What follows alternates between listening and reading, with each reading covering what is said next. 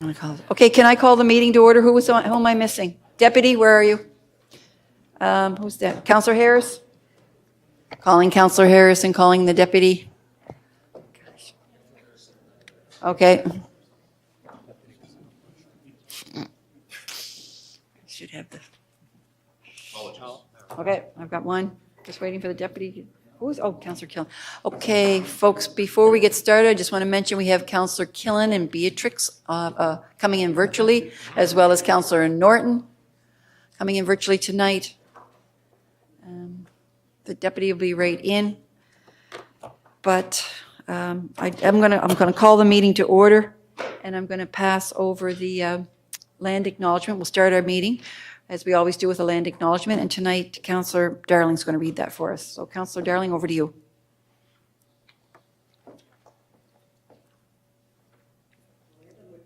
Oh, there we go, sorry. The land on which the city of St. John or Minnequisk is situated is the traditional territory of the Wolastoqiyik. The Wolastoqiyik, along with their indigenous neighbors, the Mi'kmaq and the Passamaquoddy, signed peace and friendship treaties with the British Crown in the 1700s that protected their rights to lands and resources. Let's pause for a moment to reflect.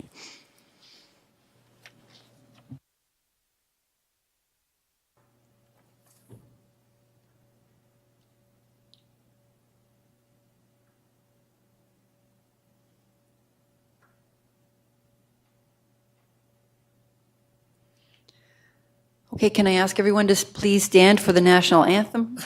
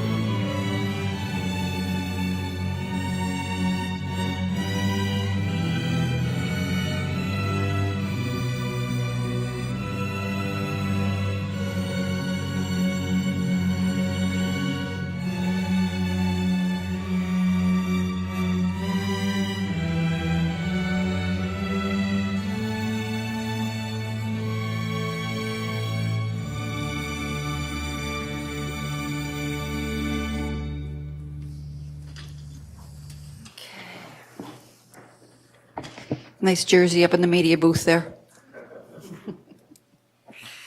Okay, City Clerk, next item. Thank you, Your Worship. Next is the approval of minutes of April the 3rd. April 3rd minutes.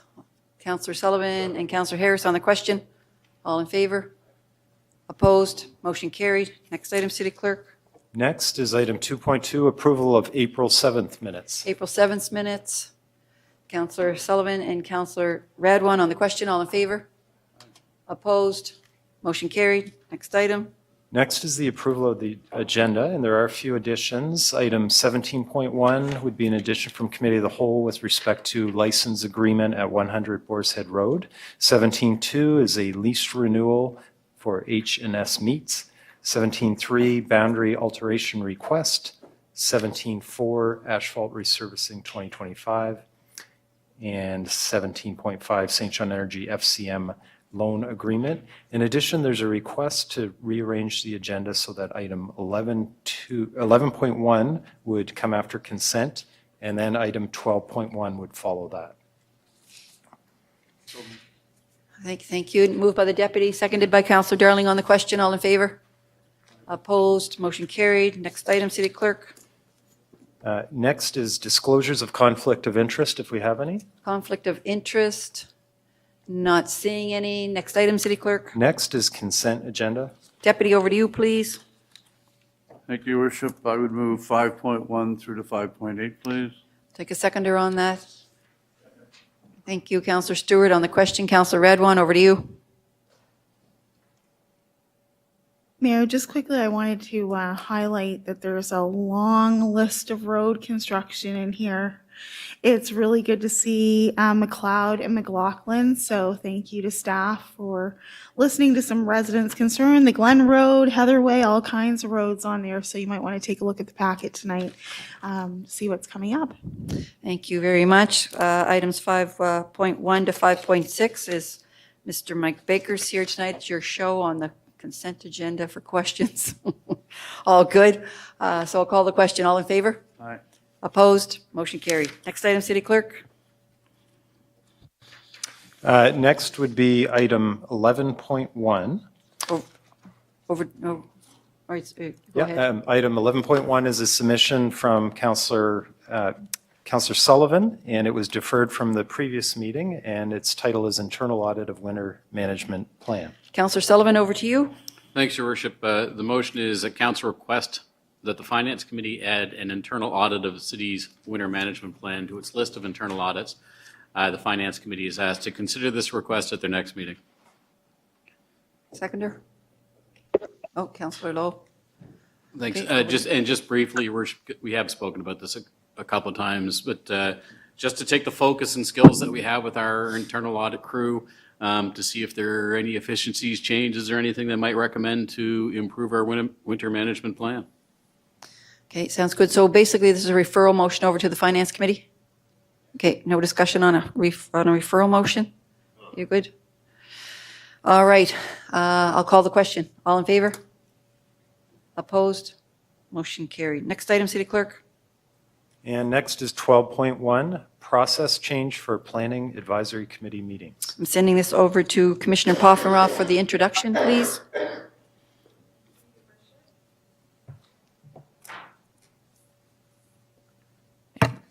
Your Worship and members of Council, before you this evening for consideration are proposed changes to the operations of the Planning Advisory Committee.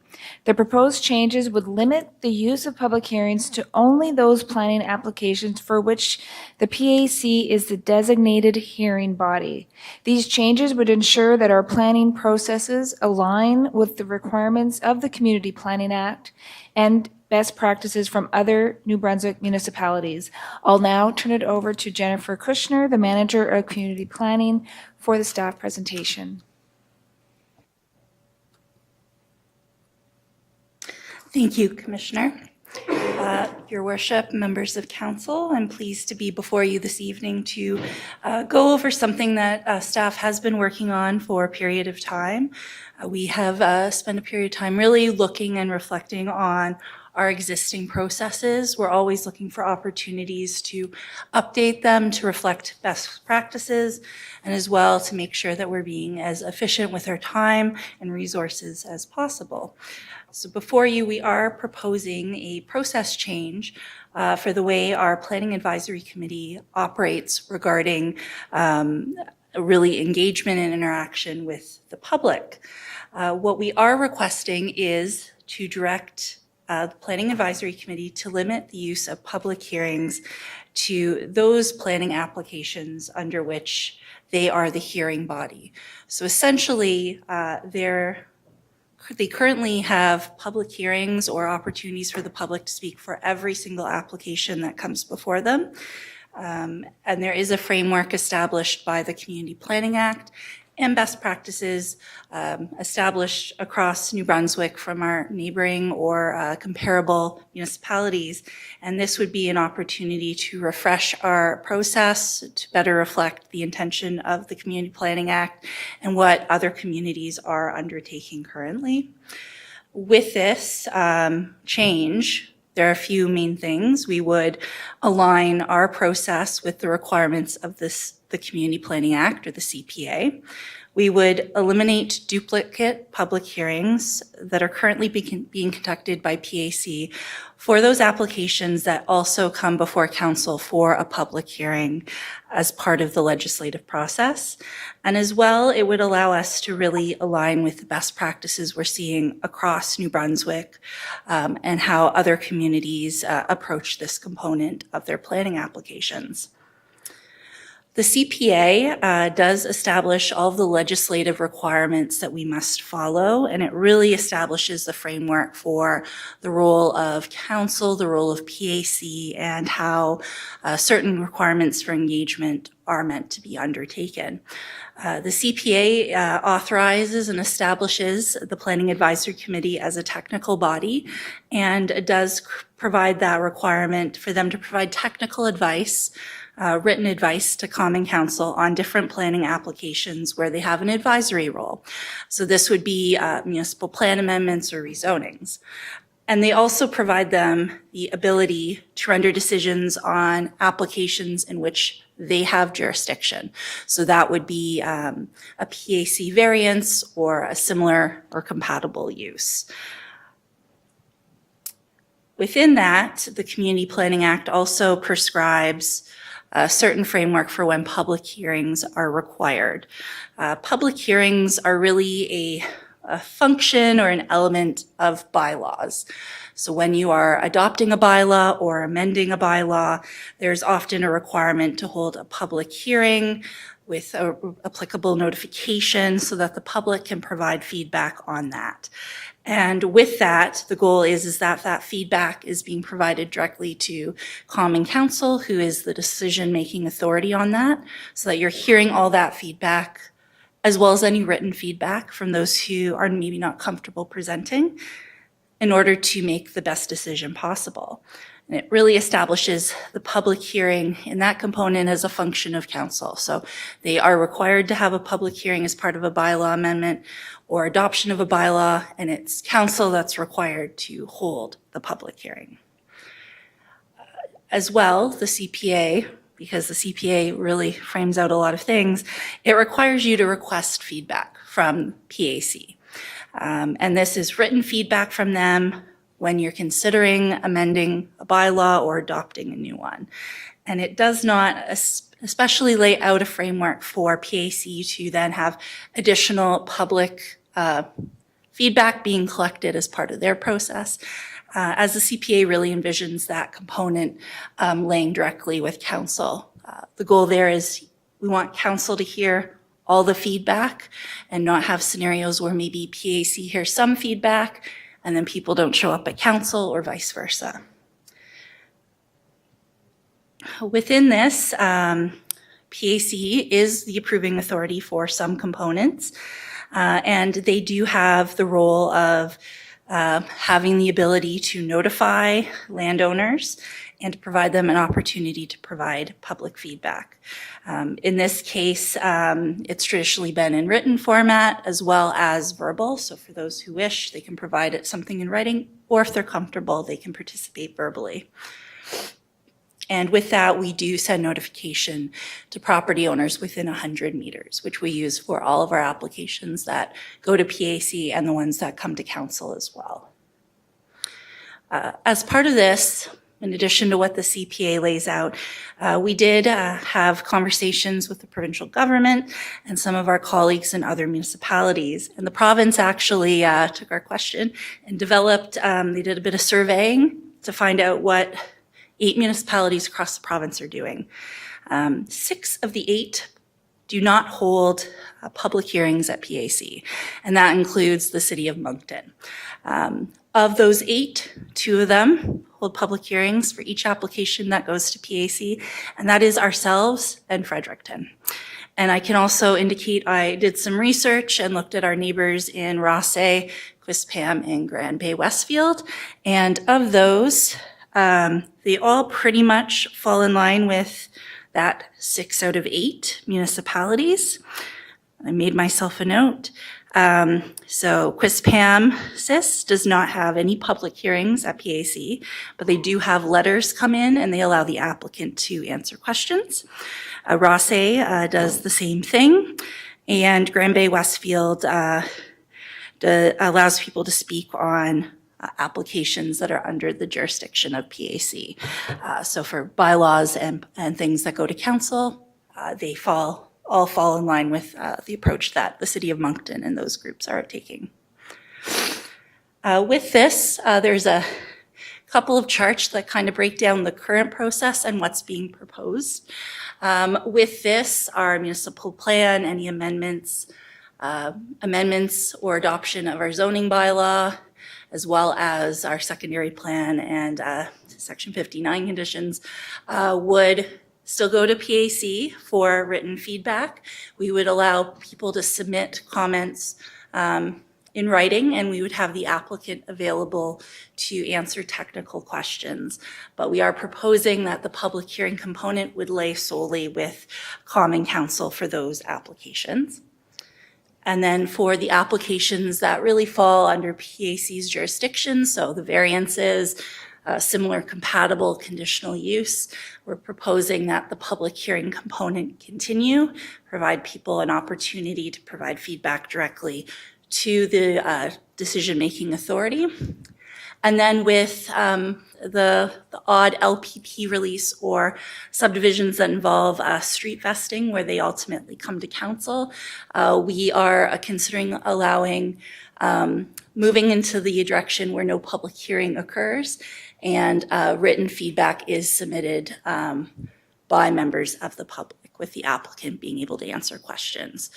So that would move into the direction of what is being undertaken in our comparable communities. With this, there are a series of benefits.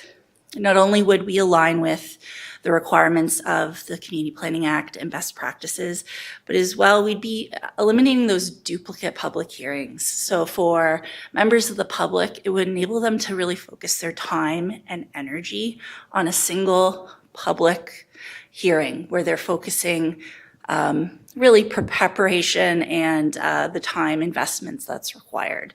They can provide written feedback in addition, but it really streamlines that. It would really have a renewed importance on Common Council's public hearing.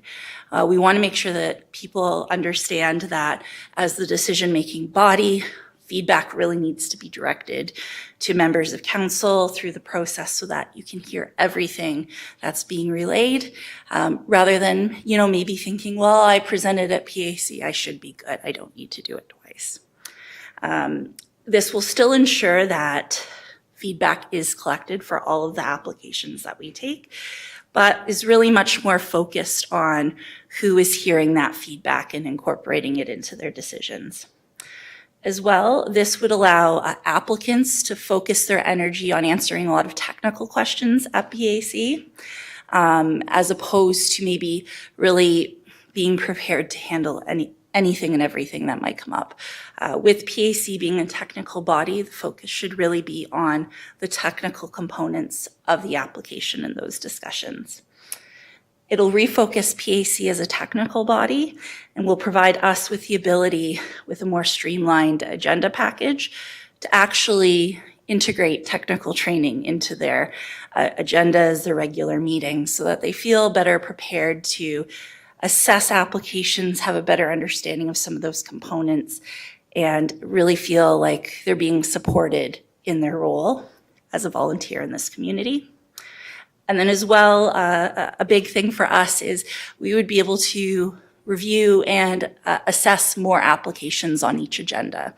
Currently, when staff are preparing an agenda for PAC, we are really trying to guess and determine how many people will come out for the public discussion on it. So that might mean, okay, we can only fit 1 or 2 items. We're gonna have to push everything off to the next meeting. But if we really were focused on the technical components and not spending 3/4 of the time really focused on that engagement component, it would really enable us to be a lot more efficient with getting through applications, reviewing them, and moving them through the system in a timely and an efficient manner. And with that, we do understand this need and desire to have continued community engagement and get feedback from the public on applications. We would continue to do written notification of PAC meetings and public hearings for all property owners within 100 meters. The public notification that is put on our website, and to provide written feedback to be submitted throughout the process for inclusion in those application packages on the agenda.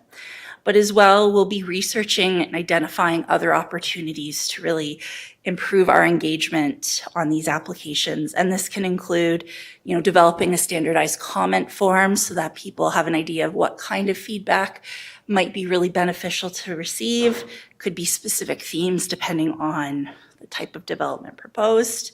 And as well, establishing standardized developer community engagement criteria to make sure that when we suggest to an applicant, please, we'd love you to do some engagement with your neighbors, we can go to them and say, okay, the scale of your project, have a chat with the neighbors, just a chat.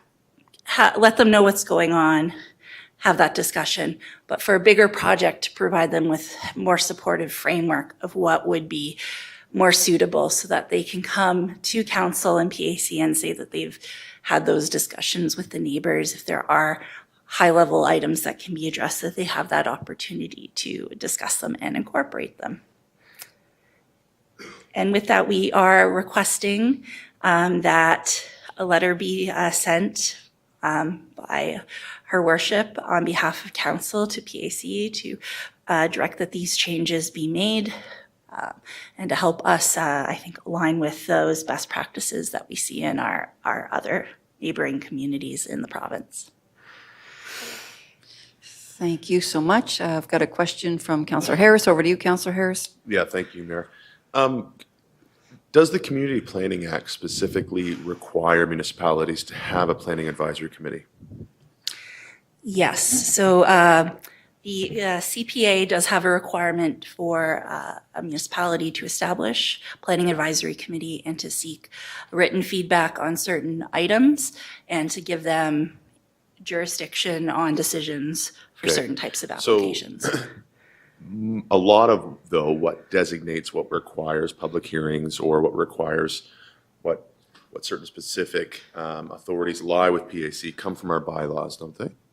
So some of it is established in the CPA. Yep. Regarding the feedback on bylaws, for instance. For some of the other applications where they have sole jurisdiction, it is a combination of the Planning Advisory Committee's framework through the CPA as well as our bylaws. I can attest that our Planning Advisory Committee, there are very few applications that they would see on a yearly basis where they would have sole jurisdiction. It would be very rarely would we have a PAC variance or similar compatible use.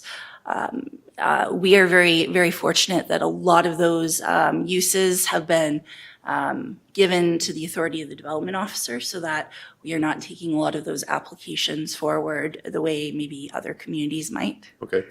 I guess my final question, because my overall thought is that we do a lot of work around the public engagement process, but we don't always have the sense from the public that it's a good process or that they feel like it's a supportive process.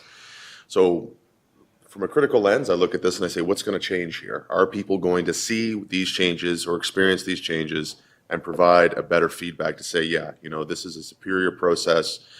I can understand the duplication of public hearings piece, but what I'd love to know, do we have any ability, because this just seems like tinkering around the edges rather than diving a little deeper into trying to really reform what this process looks like. Do we have an ability to give this technical body more authority through our own bylaws to get into some of these areas of sole jurisdiction, to take them off of this table and into the public's own table, if we call it that, the PAC? So I would say with bylaws in particular, they have to be adopted by council. So the CPA does not have the ability to. No, but we would. I don't believe that would be true. I'm looking at Jackie Boucher would be able to frame that up, but I believe the CPA indicates that bylaws must be passed by Common Council. Right, but if we pass a bylaw asking PAC to have more sole jurisdiction on certain matters, correct me if I'm wrong, Jackie, you're shaking your head. Go ahead. I'm going to send it over to Commissioner Poffenroff. Or whoever, yep, thank you. Thank you, Your Worship, through you to the councillor. The community, we would not be able to remove those requirements by bylaw where the CPA mandates that council hold public hearings and make decisions on bylaws. We wouldn't be able to change that ourselves. But can we give PAC more sole jurisdiction to rule on matters without them coming to council? Not for most things. The CPA requires council to have a public hearing. Okay. And council to make the decision. So the short answer is no. Okay. All right. It just seems to me like we have two parts to this problem, and I know I'm over time, so I apologize, Mayor, but we have two parts to this problem. One, there's a technical body that's having to weigh in on everything in some ways twice, here and there, and then there's differences between what process takes place here, and I get that. But then we have a political problem around development that I'm not sure PAC helps us with, right? Around things like NIMBYism, where you do get a lot of time soaked up in the process away from legitimate technical matters and more toward irrational, emotional matters that can't be weighed in on. So I'm wondering the PAC's role in trying to navigate that. I'm wondering if there is more of an empowering role we can play at this table. And I know that that's not on the table for this, but I guess I'm hesitant to do this because it seems like such a minor change when we have bigger issues. So, I guess convince me that this is going to fix more of a problem than just having 4 or 5 extra public hearings is the question. 'Cause it seems like that's what we're talking about. Back to the Commissioner? Or you're going to take I this could one? answer Sure, some of it. go ahead. So right now, essentially, what happens is every single time you guys have a public hearing, PAC has had the exact same public hearing beforehand, plus the public hearings that they would have for items that they have jurisdiction. So right now, if, a big item, they could have one item on an agenda and they start it at 6 o'clock and it goes to 11 and that's it. By the time they get through the public feedback portion, they typically don't have much time to have a robust discussion on the technical components of the application.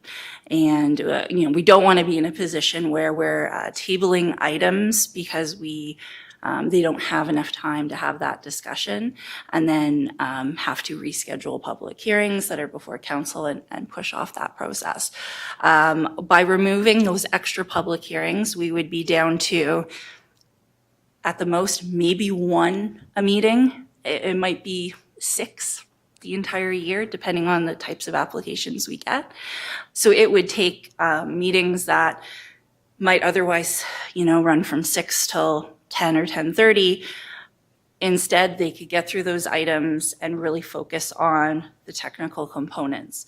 And then with some of the other things that we are looking at, we can make sure that the feedback we're getting is maybe a bit more focused on the land use components and things that can be, incorporated into changes to the application. As well as by looking at an engagement component for the applicants, it would give them some ownership over having those engagement discussions with their neighbors or surrounding property owners and go through those discussions ahead of time as opposed to having them occur for basically the first time in front of PAC or council. Okay, Commissioner? Thank you, Your Worship. And just through you to the councillor, PAC has been spending a lot of time over the years on items that aren't within their mandate. So what we'd like to do is reset that and bring that back to where the responsibility lies, which is here at the council table. However, once we free up time from the Planning Advisory Committee, and they're only looking at 3 different types of applications, they may be able to do more. And I hope I'm not speaking out of turn, and Jennifer, correct me if I'm wrong, the Community Planning Act indicates that the PAC can provide recommendations or provide advice to council on matters relating to planning. So let's say that they have noticed an issue over their years of issues around NIMBY, perhaps they could work with staff to come up with some strategies to deal with that issue. Then they're dealing at a more strategic level, providing council advice on planning matters along with staff, instead of spending their time on issues that is duplicated and relays at this table's responsibility. That makes sense. Councillor Redwan, you've got a question? I do, and I have a comment. I think that my only concern, Jen, is sometimes the community will only realize that an item is coming, even if letters have gone out, once a PAC meeting happens. That's been my only concern with this. And then they'll show up at council because they didn't realize that there was an opportunity at PAC. So if it's only coming to council, then they're not, it's going to die right there, either for or against, and they weren't present. So that was my only concern. But I think generally speaking, this will make things more efficient. It'll keep pressure from the public off of PAC, from getting them to just give a technical opinion, which is really, really important. They're not politicians. They're able to just give you a technical advice to council, which is what they're supposed to be able to do anyway. What I want to see, though, and I think it's going to become more important, and I've asked for some of this before, but I would like to see information on how many people at PAC vote for or against in our packets. I think that's going to become more and more relevant if they're more and more technical for me. The other thing, I'd like to see how many letters go out to the community. This is huge, because you could be sending out 3 letters because there's not much around the area, which means there's not many people affected, or you could be sending out 200 letters and maybe I only got 2 in opposition. It matters to me. So the other thing is that I think it'll give better feedback to council, and I think that staff will, though, have to keep this in mind when we're doing council meetings, because our council meetings for different public hearings could go longer, because then people are not going to PAC and then not coming here. They're just all coming to council, who knows? So just to keep that in mind. Thank you. Deputy? Thank you, Your Worship. I like what I hear from Commissioner Pothenroth. I think it makes a lot of sense that, council can tweak it as we go. I also like the idea that we'd be aligned with other areas and not be so distinct, although we are a little bit unique. We can conform to that, tweak it as we go. So with that being said, I would move that recommendation, Your Worship. Thank you. We'll take a seconder on that. Councillor Darling. Okay, Councillor Lowe, I'm passing it over to you. I'm on PAC, been on it for a long time, right? And I'm kind of against this idea because the public can come to PAC, which consists of 9 members, of which 7 are ordinary people nominated by council, and there's 2 councillors. In this case, it was Gary and I. And they're not facing council at first. They got a 2-week break before they got to come to council. So they can come to PAC and feel more comfortable among ordinary people. I say, not saying that the council's different, but they'd be more relaxed, and they definitely are. Then they got 2 weeks to think over what they said to PAC. They might not come to council. They might withdraw, which in cases they have, and never came to council. But I've always believed that PAC dug away at what was going on with the presentations, which eliminated a lot of time for council, which has a much bigger agenda than PAC. PAC meets once a month.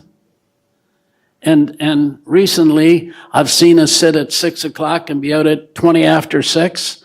I've seen us at 6 o'clock, be out at 7 o'clock. I mean, PAC, and I agree, it all depends what's on the agenda. But I don't think there's too many things that are off the agenda that couldn't go on the agenda for that monthly hearing. I just think that we're taking away the idea of people being not afraid or not intimidated to come in front of a council, to come in front of a committee that only has 2 councillors. But when you come here, you're facing 10 councillors plus staff. And that's why I mean, because Moncton did it, doesn't mean we have to do it. Fredericton hasn't changed it yet, but I mean, I don't think we have to do what other people do. I think I've been off and on PAC for 11 or 12 or 13 years now. And I found that it's a much more comfortable atmosphere for people coming here than when you come and stand in front of council. That's my feelings. Thank you, Councillor Lowe. I'll chime in with this one too. I do like what you have to say, Jennifer. I do agree with Councillor Lowe. I think PAC has taken, a lot of the heat sometimes, that by the time people get to council, it's they've had a better understanding of what's been happening and what is the intention is because they've heard about it.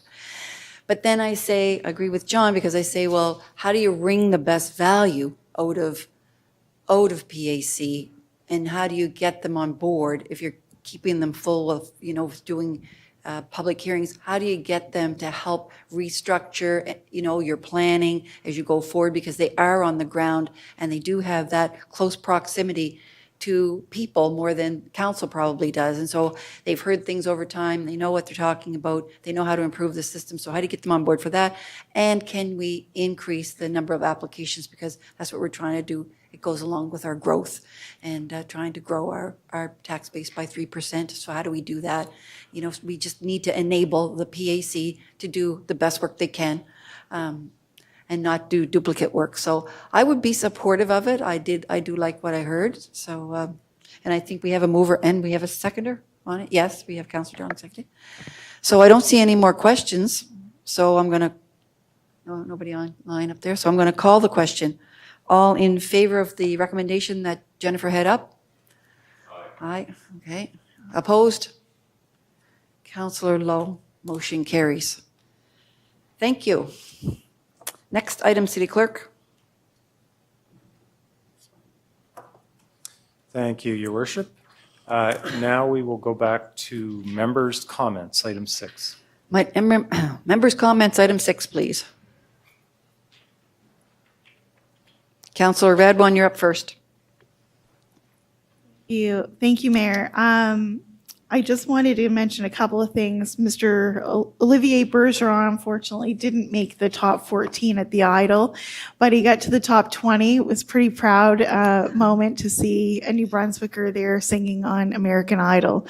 The other thing I wanted to mention, I was really, really happy to hear from Terry Totten that the voter turnout so far has been 3 times what it was at the last federal election so far. So hopefully people will get out to vote.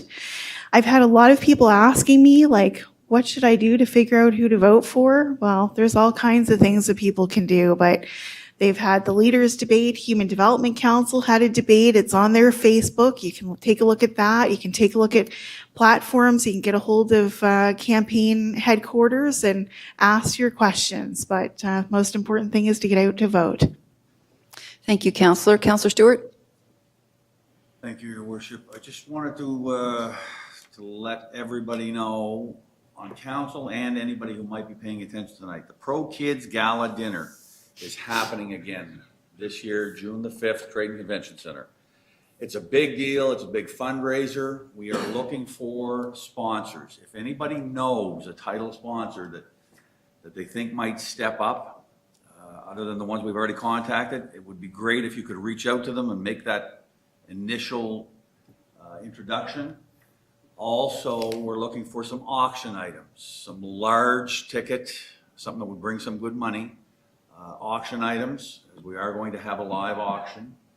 And I think council has a table or a few tickets. Anyway, so I hope to see everybody there and get to relax a little bit and raise some money for what we know is a fantastic organization. June the 5th. I love that I can count on you, Councillor Stewart, for your members' comments to be about Pro Kids. It's good. It's good advertisement. Tonight we got our Moose Hide tag, so I'm just going to read this about the Moose Hide campaign. The Moose Hide campaign is an Indigenous-led grassroots movement of men and boys and all Canadians who are standing up against violence towards women and children. Wearing this moose hide signifies your commitment to honor, respect, and protect women and children in your life, and to work together to end violence against women and children, and all of those along the gender continuum. Help spread the Moosehide campaign by sharing with your family, communities, and organizations. And there's a little QR code for donations. You can order pins, and you can get more Moosehide. So you'll see us wearing our Moosehides, but you'll see people in the community as well. I wanted to mention two other things. A good friend of mine lost her sister in April. So to Gail Ramsey's family, to her sons, Dean and Keith, I send our condolences on behalf of council. My friend Donna Belding, it was her sister, and she lost her mother, her biological mother, not long ago. And so even at our age, we can feel orphaned sometimes when we lose people that are close to us.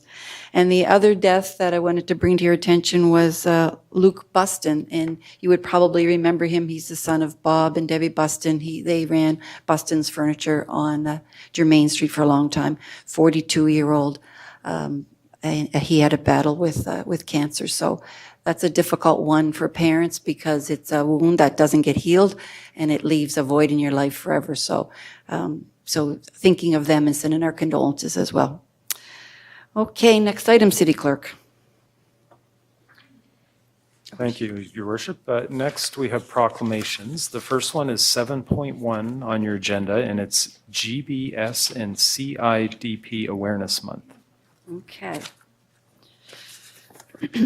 Whereas the month of May has been internationally designated as GBS and CIDP Awareness Month to educate the public and to focus attention on Guillain-Barré syndrome and chronic inflammatory demyelinating polyneuropathy, CIDP. I don't like those acronyms because I find it minimizes the issue. It's a rare, paralyzing, and potentially catastrophic disorders of the peripheral nerves. And whereas Guillain-Barré syndrome and its variants are rare conditions which can be characterized by rapid onset of weakness and often paralysis of the legs, arms, breathing muscles, and face, and in some cases leading to complete paralysis requiring life-sustaining hospital care. That means you end up on a respirator. Often it's accompanied by excruciating pain. And whereas chronic inflammatory demyelinating polyneuropathy and its variants are rare progressive conditions which can be characterized by the onset of weakness, numbness, and tingling, which can lead to the paralysis of the legs and arms and affect other areas of the body, and it is not uncommon for individuals to endure significant pain. And whereas the cause of both is unknown, these conditions can develop in any person, regardless of age, gender, or ethnic background. And whereas GBS and CIDP have a slow, unpredictable recovery, patients and their families face an uncertain future, usually requiring months of hospital care without knowing if or when they will recover or whether they will face long-term disabilities. Earlier diagnosis, treatment, and access to rehabilitation services can improve the chances of avoiding permanent, lifelong residual damage of the nerves. And whereas in 2003, the GBS/CIDP Foundation of Canada, a patient organization providing support, education, research, and advocacy, was founded so that no patient or family would go through these devastating diseases and variants such as MMN, which is multifocal motor neuropathy, alone. And that is when you have a focal point of the nervous system that affects the motor nerves that gets impacted. You have a neuropathy. So now, therefore, I, Mayor Donna Node Reardon of St. John, do hereby proclaim the month of May 2025 as Guillain-Barré syndrome, and I'm going to use the proper name here, chronic inflammatory demyelinating polyneuropathy Awareness Month in the City of St. John. Okay, City Clerk. Next, we have another proclamation, 7.2 on your agenda, Melanoma and Skin Cancer Awareness Month. It's all medical news you're getting tonight. Whereas it is imperative that communities across Canada be reminded of the importance of sun safety, and whereas overexposure to ultraviolet radiation is one of the major causes of melanoma and non-melanoma skin cancers, and whereas skin cancer is the most common of all cancers, 1 in 6 Canadians born in the 1990s will get skin cancer in their lifetime.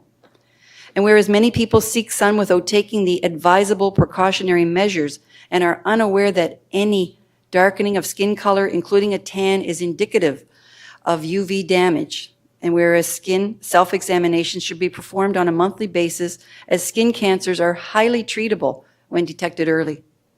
And whereas Save Your Skin Foundation is dedicated to the fight against non-melanoma skin cancers, melanomas, and ocular melanoma through nationwide education, advocacy, and awareness initiatives, now therefore I, Mayor Donna Node Reardon of St. John, do hereby declare the month of May 2025 as Melanoma and Skin Cancer Awareness Month in the City of St. John.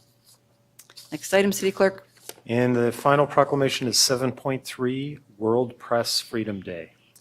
Whereas World Press Freedom Day was proclaimed by the UN General Assembly in December 1993 following the recommendation of UNESCO's General Conference, and whereas a healthy, professional news media is essential for the proper functioning of civil society and democracy at the local, regional, federal, and international levels, and whereas May 3rd acts as a reminder to governments of the need to respect their commitment to press freedom, and a day of reflection among media professionals about issues of press freedom and professional ethics, and whereas it's an opportunity to celebrate the fundamental principles of press freedom, to assess the state of press freedom throughout the world, to defend the media from attacks on their independence, and to pay tribute to journalists who have lost their lives in the line of duty.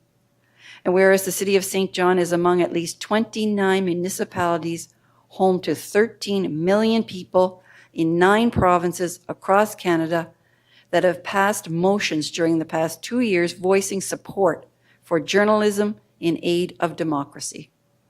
Now, therefore, I, Mayor Donna Node Reardon of St. John, do hereby proclaim May the 3rd, 2025, as World Press Freedom Day in the City of St. John.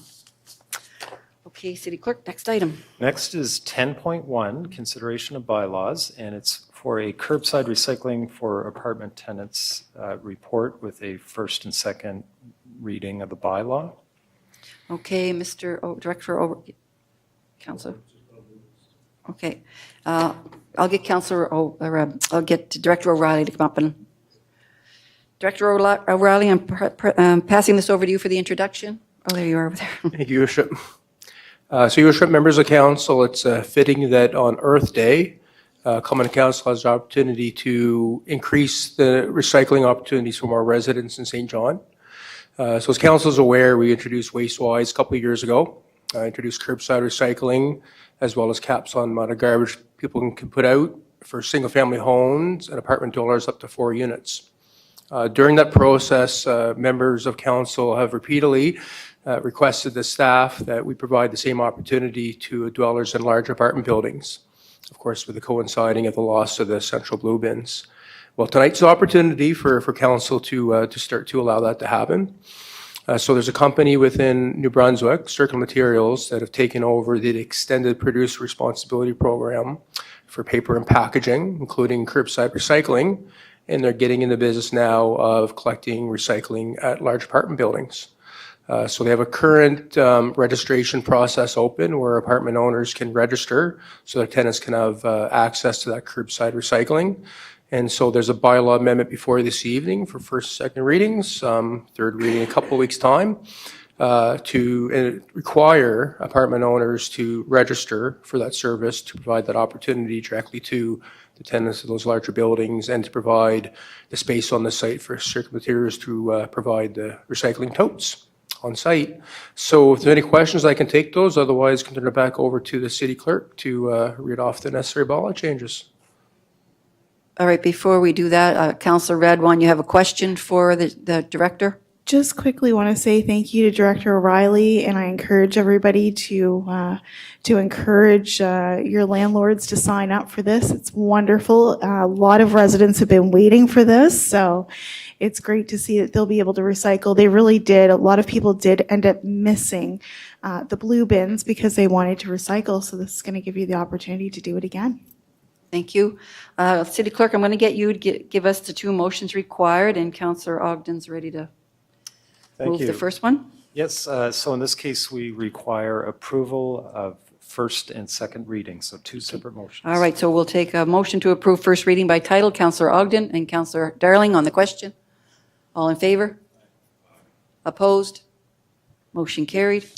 And this is titled, "A Law to Amend the Bylaw for Storage, Collection, and Disposal of Solid Waste in the City of St. John." Okay, and I'll take a motion to approve second reading by title. Councillor Lowe and the deputy on the question. All in favor? Opposed? Motion carried. A law to amend the bylaw for storage, collection, and disposal of solid waste in the City of St. John. Okay, City Clerk, over to you for the next item. Next is item 10.2, Cozy Lake Road 30-day letter. And as council will recall, a public presentation was provided on March the 10th by Commissioner Poffenroth with respect to an application for 160 Cozy Lake Road for a municipal plan amendment. And the clerk's office has followed the legislative requirements, and all the advertising has been complete with respect to this. We have not received any letters of opposition or support from citizens. And so at this stage, council may now choose to refer this matter to Planning Advisory Committee and to schedule a council public hearing on June 2nd, 2025. Okay, so I'll take a motion for that. Councillor Lowe, did you have a question? Okay, thank you. Seconder, deputy on the question. All in favor? Opposed? Motion carried. Next item, City Clerk. Next is item 15.1 under general correspondence, and this is a Canadian Hemochromatosis Society. I knew I might need to look to you for that. Society requests to illuminate a landmark, and there is a recommendation to refer this to the CAO for illumination of the St. John sign.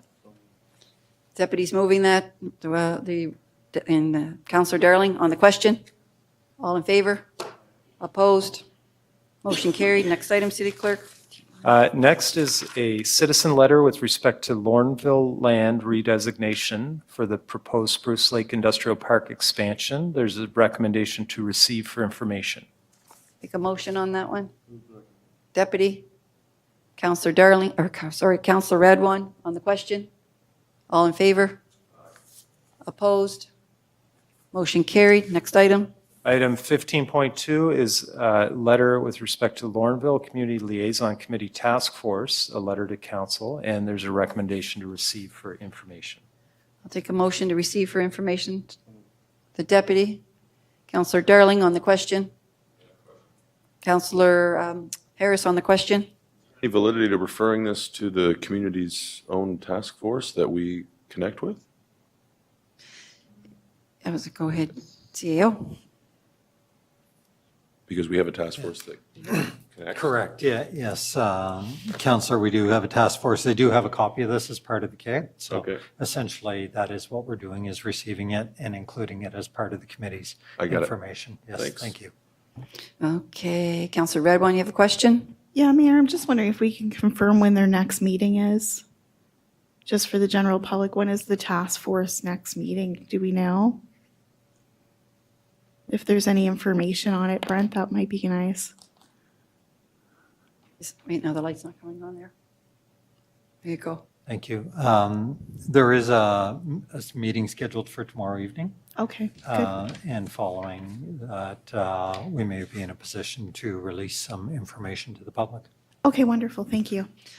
Okay, so I have a mover and a seconder, correct, on the question? All in favor? Opposed? Motion carried. Next item, City Clerk. Thank you. And next are the items that were referred from Committee of the Whole. So the first of those would be 17.1 with respect to a temporary license agreement for Kent Homes on 100 Boar's Head Road. And the council resolution would be that the city enter into a license agreement with Kent Homes, a division of JDI Limited, generally in the form as presented to Committee of the Whole at its meeting held on April 17, 2025 for short-term use of city-owned land located at 100 Boar's Head Road by Kent Homes for construction laydown area of May 1st to June 30th, 2025, and that the mayor and clerk be authorized to execute the said license agreement and any other documents ancillary thereto.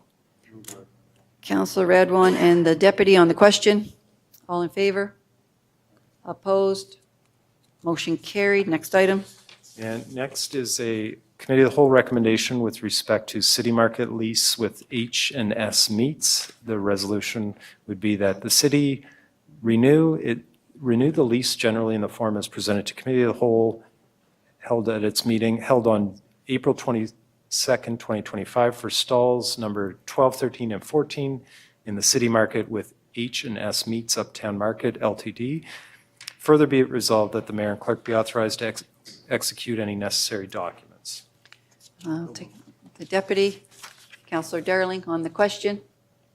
All in favor? Opposed? Councillor Stewart and Councillor Lowe opposed. Motion carried. Next item.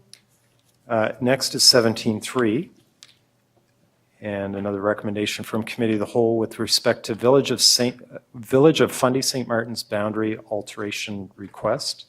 And the recommendation is that the CAO be directed to send a response to Local Governance Commission on the city's behalf indicating support for Fundy St. Martin's revised request under Local Governance Commission Act for a boundary alteration as described in the report to Committee of the Whole at its meeting held on April 22nd, 2025. Yep, Councillor Harris and the deputy on the question. All in favor? Opposed? Motion carried. Next item. Next is 17.4, and this is a Committee of the Whole recommendation with respect to asphalt resurfacing 2025. And it is recommended that contract number 2025-12 asphalt resurfacing 2025 be awarded to the low tenderer, Debley Enterprises Limited, at their tendered price of $8,662,412, including HST as calculated based upon estimated quantities, and further that the mayor and clerk be authorized to execute the necessary contract documents. Deputy and Councillor Lowe on the question. All in favor? Opposed? Motion carried. Next item. And this is a Committee of the Whole recommendation for item 17.5 with respect to St. John Energy FCM loan and grant agreement. And the resolution would be that the city enter into a loan and grant agreement with the Federation of Canadian Municipalities and St. John Energy, and the form is presented to Committee of the Whole at its meeting held on April 22nd, 2025, and that the mayor and clerk be authorized to execute the said loan agreement and grant agreement and any other document ancillary thereto. Yeah, take a mover on that one. Councillor Radwan and Councillor Darling on the question. All in favor? Opposed? Motion carried. Councillor Lowe, over to you for the final motion of the night. Thank you, Councillor. Seconded, Councillor Darling. Thanks, everyone.